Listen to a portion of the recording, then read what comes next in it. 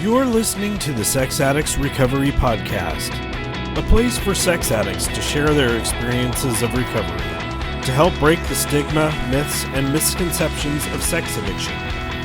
This podcast may contain topics of sexuality, sexual trauma, dysfunction, or other things that may be triggering, so listener discretion is advised.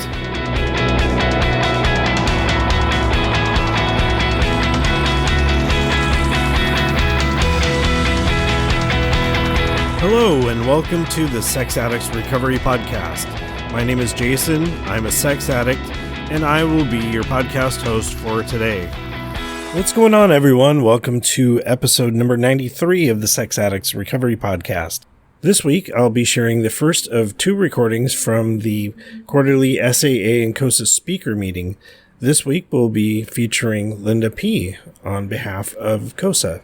I can't remember which, but I've met Linda at either a Giving Thanks event or at the International Convention, where both SAA and COSA have their conventions at the same time. But yeah, I know Linda's husband through the Bay Area Intergroup. And this past May, I was grateful to join another quarterly SAA and COSA speaker meeting.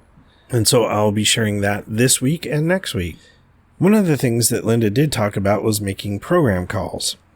And so I picked out a reading from Voices of Recovery, and this is on June 20th. And that is on page 172. The phone is a central tool of recovery for many addicts. And that comes from Tools of Recovery, page 9.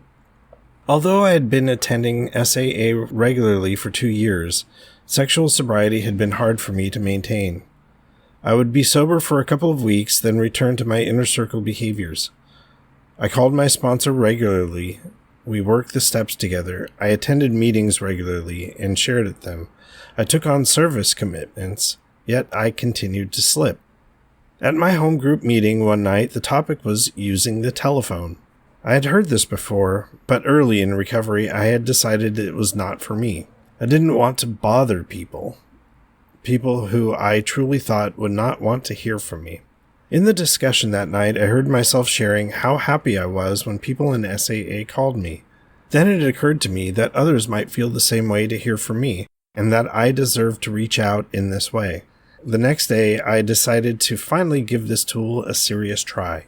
On a regular basis, I began connecting with others outside of the meeting in a new and deeper way. I began developing closer relationships with others in the fellowship. I believe today that the willingness to finally try this particular tool helped contribute enormously to the sexual sobriety I enjoy today, one day at a time. And the meditation at the end: why wouldn't others be as happy to receive my phone calls as I am happy to receive theirs? So yeah, using the phone is an amazing tool, and she'll talk about that in the recording, and at the end of the episode I'll have a little bit more on that. I'll be keeping this episode really brief. It has been an extremely busy week for me at home and at work, and so I want to get this episode finished and published. So without further ado, here is Linda P. at the quarterly SAA and COSA speaker meeting. I hope you enjoy it.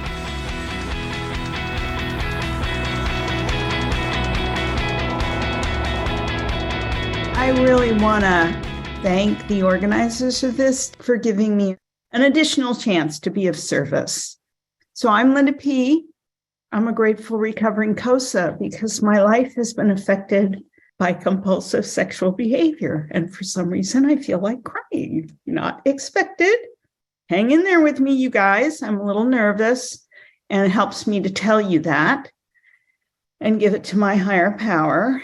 And I really have prayed that whatever I share here today will be what needs to be said, and that those of you listening will hear what you need to hear.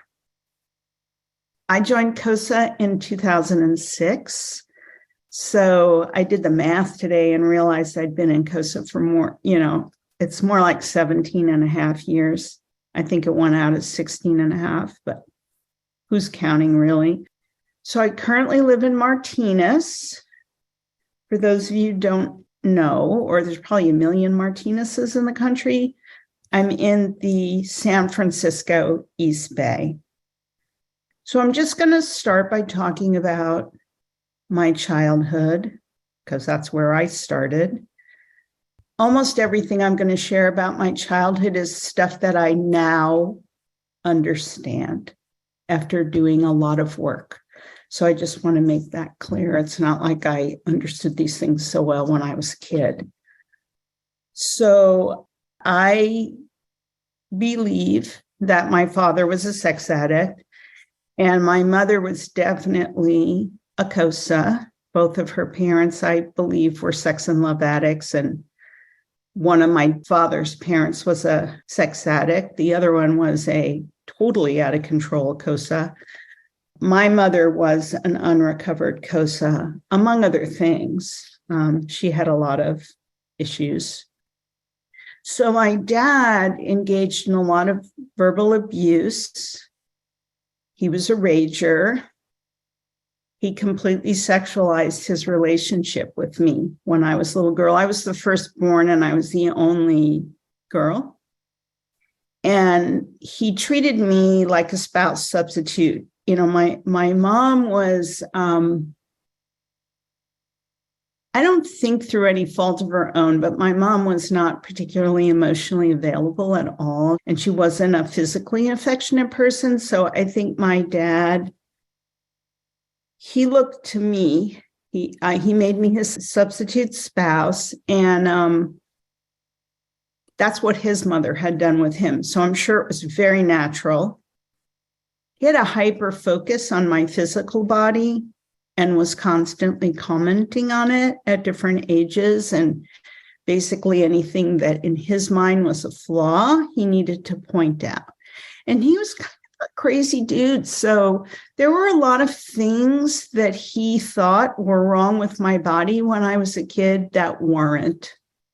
You know, like he took me to doctors and they'd be like, no, she's fine. So that happened a bunch of times. He shamed me for any desire I had for basic boundaries, like I was 12 and I asked him to knock on my door before he just burst into my bedroom. He just shamed me for that. He also shamed me for anything that in his mind was a mistake. He expected perfection. And I think in his mind, he thought that a parent was supposed to point out everything they thought could be better than it was. That's certainly what he did. My mother, as I mentioned, didn't have the capacity to be emotionally present and wasn't physically affectionate at all. And she was the primary parent at home. She allowed all the verbal abuse. She froze. She never could do anything about it. She also did that cross-generational spouse substitute in her relationship with me. She made me into her best friend and shared countless inappropriate things with me. She was very manipulative and indirect in all of her relationships. And, you know, I was in my 40s before I learned, and, you know, Joanne mentioned that I have a mental health background, and I'm so glad I don't have to show up here as a mental health person. I get to show up as Linda. But my mother was a mental health professional too. And what I learned is that cross-generational thing is considered covert sexual abuse. And that really opened my eyes, explained a lot of things about me to myself that I had not understood. Both of my parents were judgmental. They were blaming. Me and my husband are in a couples program, and I've shared there more than once that I think that I grew up thinking the reason people got married was so that if something went wrong, they had someone to blame it on. Because I watched my parents, I couldn't figure out any other reason they were married to each other. So that's what my childhood was. In trauma therapy, I was able to look back and realize that my entire childhood, I was confused, I was scared, and I was lonely. And those were pretty intolerable feelings. I had no one to bring them to, no safe person to share them with. So I did the next best thing, which was I dissociated from them. But dissociation is not that picky. So I was pretty much dissociated from all my emotions. And I think I came out of childhood yearning for intimacy because I never had it during my childhood, but also deeply terrified of intimacy because this relationship with my two parents, it's the most intimate relationship I had, was very hurtful and harmful and unsafe. So when I came out of childhood, I just had a whole string of dysfunctional relationships. Pretty much all of them were with addicts, and most of them were with sex addicts. Sometimes they were sex addicts and drug addicts, or, sometimes I got 2 or 3 first, but that was kind of how it worked. I didn't know I was traumatized. I was totally, as I mentioned, dissociated. I mean, really, that's how I functioned for first 4 decades of my life, more. My first husband was a sex addict and a drug addict and almost any other kind of addiction he could access. He also, I realized in retrospect, when I look back, he was a sociopath. So that wasn't a lot of fun. And I did something my mother was never able to do. I left that marriage. That was a smart move on my part. And it's nothing I've ever regretted. My second husband, who I met when I was 40, is a really nice man. He's a lovely, kind, generous person.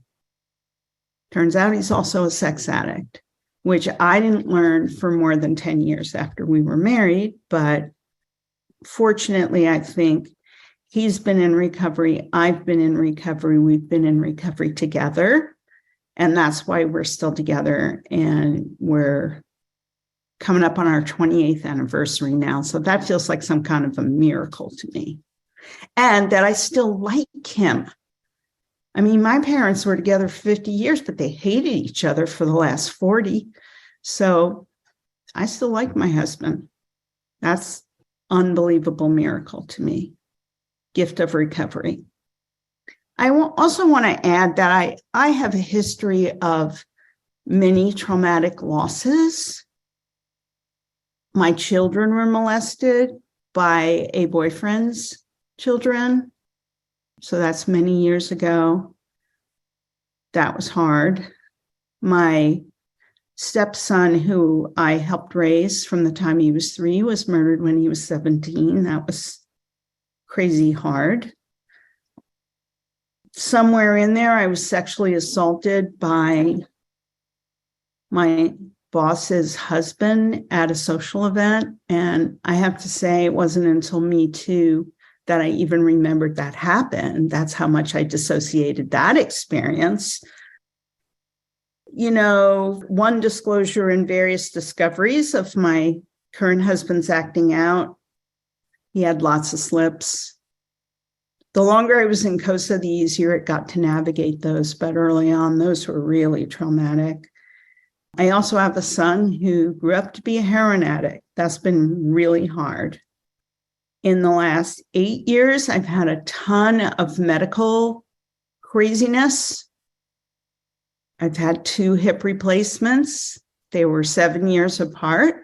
I had a weird complication after both of them and had to be hospitalized for a night and had very, very slow recoveries. I'm still recovering from the second one, which was last fall. I had the surgery, but I'm doing tons better. It's been slow, but thank God for recovery tools.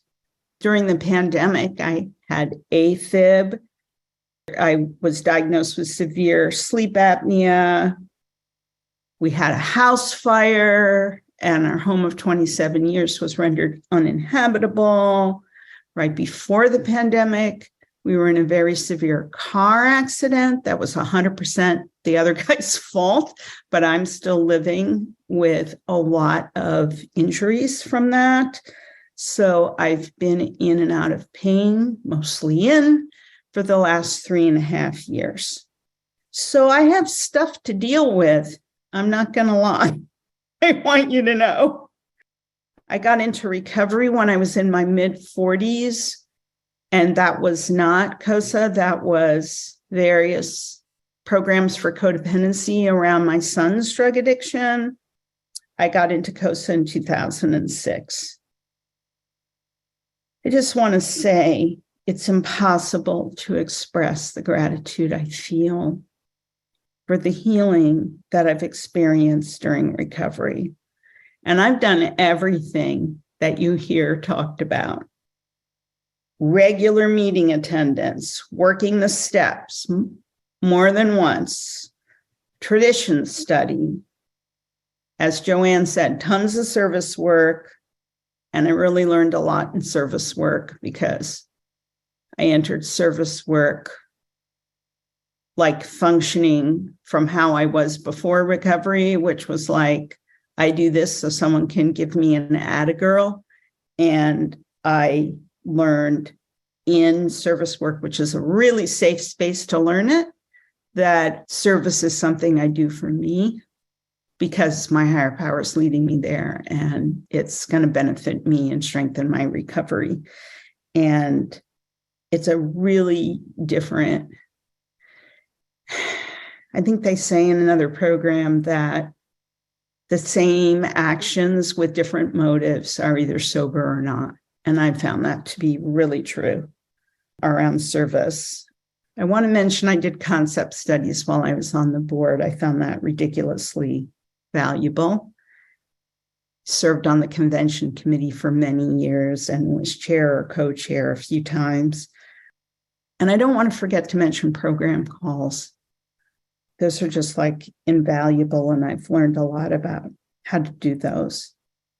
There's a great recording from I don't remember what year, but it was the late 2000s, I think, on program calls. There was a wonderful workshop where that's talked about, and I listened to that multiple times and implemented every suggestion. So I've had like many spiritual awakenings over the years, many spiritual transformations, and thank God. I do not know how I would have dealt with the last few years if I did not have that. I have no idea.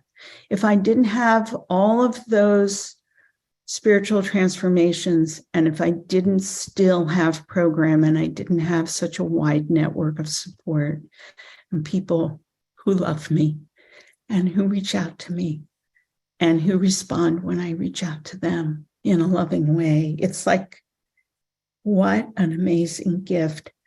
I feel a sense of belonging in COSA that I never felt anywhere in my entire life. Okay.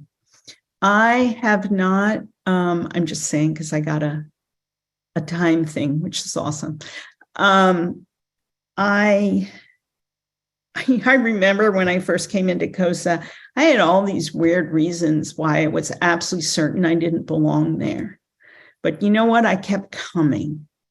And I am grateful today for the third tradition, because that's why I kept coming. I didn't even know what it was at the time, but somebody did, because the meetings were following it.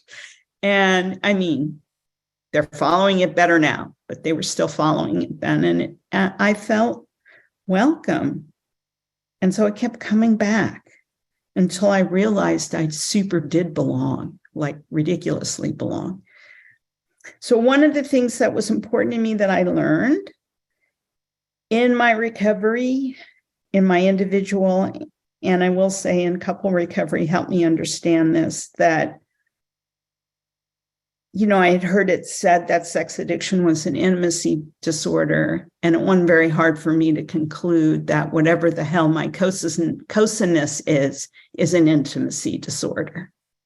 You know, my capacity to be intimate when I met my current husband wasn't any better than his. That's what's real. I didn't believe that, by the way, at the time. I've become convinced that the COSA disease is, well, I'm not, when I walked in the doors of COSA, I was like, okay, I got problems. I got stuff to work on. But that guy, he's an addict. He's worse than me. Well, I learned different. I'm glad I learned different. I really understood that I had at least as much work to do as my husband, if not more. And that, because I don't know, it's a special kind of person who can just be codependent on people and not develop an addiction to cover, to medicate that stuff. Like, how sick do you have to be? So that's kind of how I look at it. But when I realized that COSA was where I needed to be. I needed to work on this intimacy disorder. And there's a reason why working the steps in COSA is so deep. It's very deep work. It's for a reason, because we're healing intimacy disorders, and that's core. That's core. Being in COSA led me to also seek outside help. I'll just make a note. And I think that was very helpful to me, but only because it was in combination with my recovery work. And when I first started COSA, I had this big question. Why are there 50 gazillion, too many to count, sex addicts in my history? So eventually, through doing my step work, I pieced together that my dad was a sex addict. I came to believe that, and then everything made sense. It just made sense.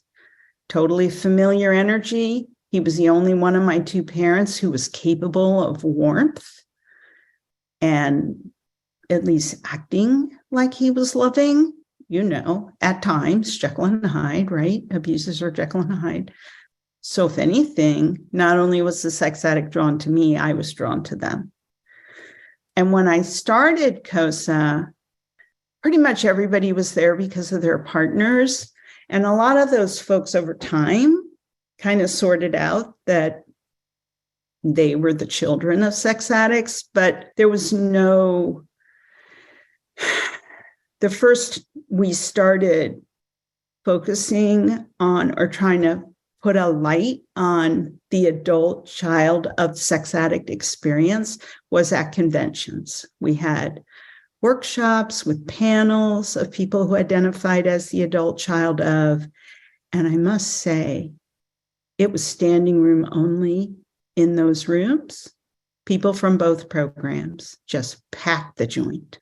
And we had some meetings with that focus, but it's only been since a little over a year ago that we've had one Zoom adult child of sex addicts meeting. And it has just been such a gift after all these years of recovery. And this isn't a surprise to me. I know I have so much more to uncover and recover and heal from. But those meetings and looking at the steps and the traditions and all of these things through that lens has helped me so much, because that's where it started. That's what this is about. I mean, my parents are long dead. I'm 69 years old. But you know what? That's where it all started. And I still carry the effects. I was affected by my parents' dysfunction, and that became a part of me. So I will need this program till the day I die, unless I'm super demented before I die and can't benefit anymore. I can't say. My mother had dementia. It's the only reason I mention that. I want to talk a little bit about the tools I use now and what has helped me get through these last 3.5 years. Meeting attendance. Oh my God, so important. And I was and am so grateful for Zoom. And my home meetings still meet on Zoom. So I'm really grateful for that, especially with all the aches and pains and orthopedic problems and surgeries. It's really made it possible for me to attend. I may, as I do now, have ice packs around me, but I'm here. So that was great. And it took me a couple of months, maybe 3. I don't know how many. I lost track. It took me a little while. I was only doing phone meetings. I was texting with fellows, which was a lifeline for a while, because my home meetings were at night and my energy was so destroyed by that complication that it took me a while before I could actually do a night meeting, but still meeting attendance. It's huge. Service. I still do service. I've learned to cut way back on service when I need to, like after that house fire. Majorly, I was in trauma after that house fire. And thank God I knew enough after I was in an emergency room, bawling my eyes out. I went home and emailed my trauma therapist and said, can we meet? I think I'm in trauma. But service. So whatever I can do when I can do it. And it's been a years long process of trying to figure out what balance is, what's too much, what's too little, etc. What's the right amount to carry my recovery forward and strengthen it, really. And what's too much? I'm so busy, I'm not noticing how I'm feeling, because that's too much if I'm doing that much. Sponsorship, my favorite. So that's the one thing I never really let go of. I've let go of many sponsees, but I did not let go of sponsoring after or terminate with particular sponsees after different events. If they were willing to wait me out, I was willing to still be their sponsor. And, I've learned an attitude of service just in my life. That's where my higher power guides me. I used to keep score because that's how my parents operated. They kept score. And I gave that up a very long time ago. When I see dishes in the sink, they're not my dishes. I still do them. I mean, it's only me and my husband, so it means it's his dishes. And he does a lot, I'm not saying. But my point is that while I'm doing those dishes, I'm thinking, what a great opportunity to be of service to my relationship, to my household. I'm not thinking, grumble, grumble, grumble. Why am I doing these dishes? Asking for help. Oh my God. I used to think before recovery that being independent and not needing to ask for help was a virtue, because it wasn't safe to ask for help when I was a kid. So I formed this crazy idea that I have unlearned. So I now know how to ask for help, and I now know how to check myself out, see how I feel, see what I really need, so I can ask people for something that's really what I need and ask the right person. Discernment, that's a quality. That's a skill I've developed only because of recovery. I always work the 10th and 11th step, which the 10th step requires me to look within. It requires me to look within. It requires me to see what's going on in my interior landscape. Clearly a new skill, right? I didn't have that before recovery. And then when I find things that are some form of fear, which could even be shame, resentment, dishonesty, self-seeking, and most of my dishonesty is my own denial, dissociation, minimization, distortion of reality, etc. Self-seeking I see as, am I only, yes, self-centered, but also, is this an ego-based thing, or am I seeking higher power guidance? Because it's one or the other. And do I feel an urge to control? That's self-seeking as well. And I ask God to lift those things. And I pray for guidance. Step 11. And I've learned to trust my higher power always knows better than I do. Oh my God, yes. And I've learned to lean into my blessings and to find joy in small things. And my hugest blessings are my husband, my grandchildren. I have 2 beautiful grandchildren who are 3 and 7. And they're just, wow, what a precious gift. Financial security, that's pretty awesome. And as I said, my program and all of my program friends. And you know what? All of you, those I don't know, those I do know and love. Those I don't know, I still love you because you know what? You're here. So that means you're on your path, you're on your spiritual journey. And I am blessed to be on that path with you. And that's what I got. Thank you so much.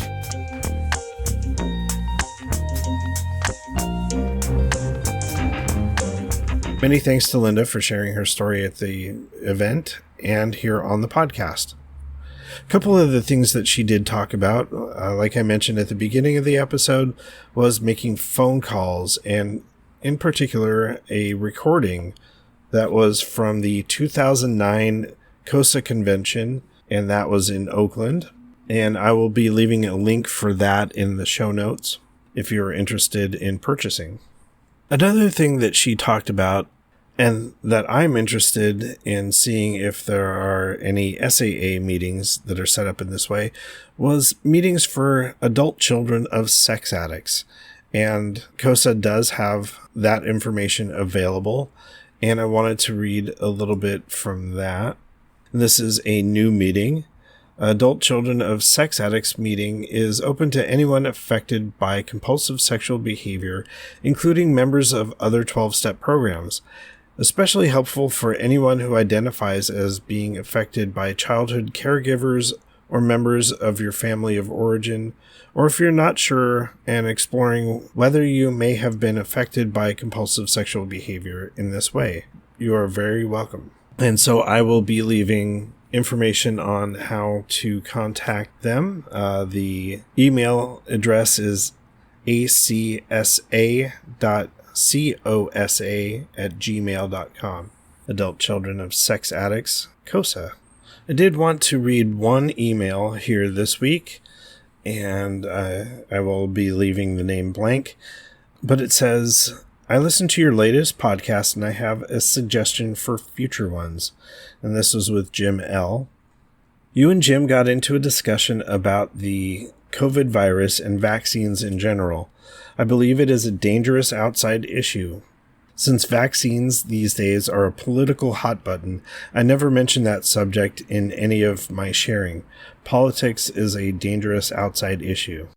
And I replied to him, thanks so much. I will definitely take that into consideration while editing in the future. I did feel a quick bit of unease when Jim mentioned that. And I know that there was an episode in 2021 where my friend and I were discussing just getting vaccinated, and I had hesitation about leaving that in, but ultimately I left it alone because of where it led the conversation. I have edited out political hot topics before, and I will keep that in consideration in the future. I felt that the conversation with Jim and I, as well as the conversation that I had back in 2021, were not politically motivated and did not come down on one side or the other, but it was more of something that was personal that was happening. But yeah, like I mentioned, I have pulled out some political talk from past interviews. So I will definitely take that into consideration. And if I am able to edit it out without destroying the flow of conversation, I definitely err on the side of caution. But sometimes it leads to the discussion that follows. And in both cases, I believe that it did. So that's why I made the editorial decision to leave it in. But yeah, thank you. Thank you so much for that. And like I mentioned, I want to keep this episode brief so I can get it out in a timely manner. So if you did want to leave feedback for the podcast, like in that previous email, you can reach us at feedback@sexaddictsrecoverypod.com. And if you wanted to get a hold of me, we did get an email of someone who wanted to get hold of a past guest on the podcast and emailed me at jason@sexaddictsrecoverypod.com. And if you're interested in being a guest or part of a panel, you can also email me there, or any other questions about the program. That would be a good spot. Like I mentioned, I have been really, really busy this week, and I did do a new recording. Next week will be the second half from the SAA and COSA speaker meeting, and then following I will have the conversation that I just recorded this week. Since I've been busy, I've had a hard time trying to figure out scheduling for other guests, but I do have quite a few that are interested, but I haven't gotten quite there yet. So we'll see what happens. Anyway, with that, I'm going to close out this episode. I thank you so much for tuning into this one, and as always, keep coming back. The views and opinions contained in the Sex Addicts Recovery Podcast are those of the participants and do not necessarily reflect those of the Bay Area Intergroup or the ISO of SAA.